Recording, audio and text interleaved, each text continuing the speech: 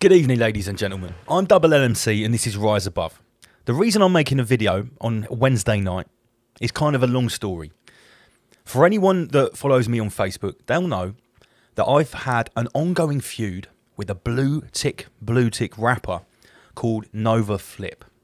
Now, before I go into the details of this and why I'm making the video today, I'm just going to give you a little insight into who NOVAR FLIP is. Here he is, appearing on RT, defending a bunch of drill rappers who rap about stabbing and killing people. Is that they're shutting down young people's voices. These artists actually are suffering from post-traumatic stress disorder, and they're using music to let out those expressions of what they're feeling for while living under a government that isn't providing anything, very lacking mental health services and youth services. I feel like they are just trying to villainize young black people with the intention of action and gentrification in the areas in London that they live in. Being racist, Didn't this all stem from a video that did incite someone to go and stab someone? The Met Police, that's why they took it down. M-Trap, he rapped about knife crime, and then he went and actually stabbed a 15-year-old to death. I'm not sure the specifics of that actual part of it, and I know there has been other cases where that's happened, but the actual truth is those things are happening anyway, and if it wasn't in a music video, it would have happened in the street. It may have happened face-to-face in many situations where it could have been worse. Embrace it. Nah, that didn't go too well for him. As you can see, not only does Nova have real difficulty in stringing together a coherent sentence, he also seems to have a really noticeable white knight complex. This guy, I don't even know where to start now.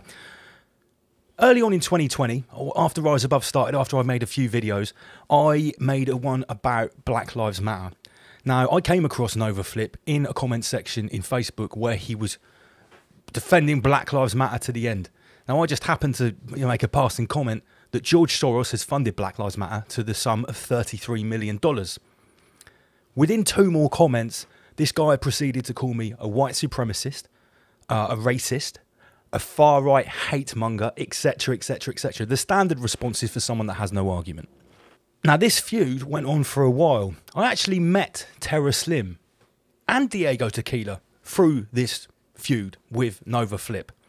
Now, after him calling me a white supremacist, far-right hate monger in our first interaction, I, have zero respect for the guy. I may have called him a cultural Marxist race-tard, because he is.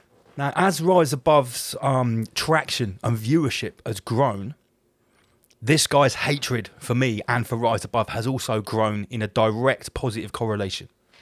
He's made a number of posts about me, again calling me a white supremacist, saying things like I champion the death of black people. Wow. Okay. Now, Nova has grown increasingly bitter, and he's made very inflammatory posts. Normally, I wouldn't waste my time with a weasel like this.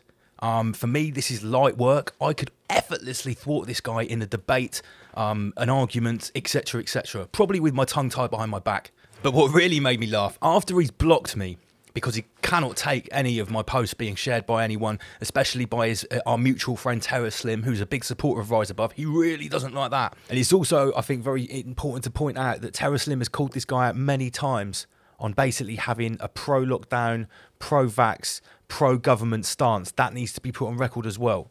I was informed by Terra that he had started making some accusations against me, seeing my videos out in Mexico, because he probably watches all my videos. And basically, he said that I'm clearly a triple jabbed liar.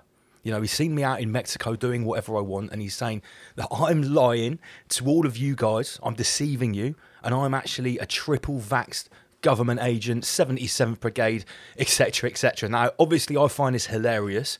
I've invited this guy on the show multiple times. On our first interaction, I said, let's have a debate online about Black Lives Matter.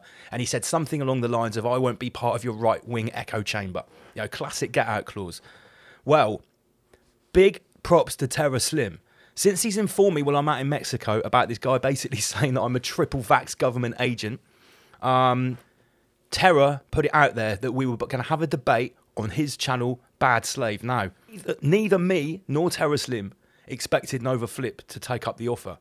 Unbelievably, he has. Not only that, he's actually agreed to come on this show. NOVAR FLIP has agreed to come on Rise Above. As you can imagine, this is likely to be great entertainment, It's not going to fill out a whole show because I would normally duppy someone like this in about 5 seconds. So I reckon we should roll it in to all of the next customer services show. I will give Nova Flip an opportunity to call up the show on video and air his grievances about me, about Rise Above, and about the message we're putting out. Now, because I don't want anyone backing out of this, I'm going to offer Nova Flip 3 different dates. Not 1, but 3 different dates in February. They're all Friday nights because this has to happen live on the show. No recording, no editing, none of that. Okay, so this is official. Mr. Nova Flip, I'm going to make it nice and easy for you and very difficult for you to weasel out of this. I'm going to offer you Friday the 4th, Friday the 11th, or Friday the 18th of February. That is not 1, but 3 different opportunities to come on this show and face me. So there you have it, guys. It's official. I've laid down the gauntlet. 3 dates, 33 more dates to come if he weasels out of those. Nova Flip, put your money where your mouth is. I'll see you on Rise Above.